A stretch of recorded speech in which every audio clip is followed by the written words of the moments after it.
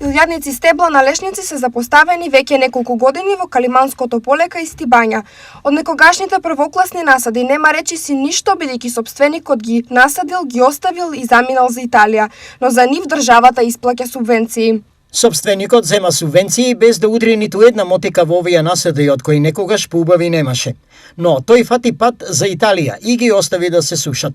Државата не си ја знае сметката, штом на овој начин ги истура народните пари. Според соговорникот на телевизија Стар, лешниковите насади во ваква состојба се веќе неколку години. Лешниците во ваква тажна состојба се 3-4 години и тука човечка нога нема стапнато за ова време.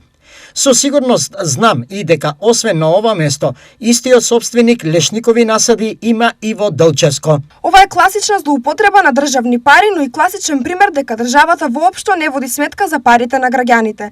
Во моментов субвенциите за лешници се 3000 денари по декар, односно 500 евра по хектар.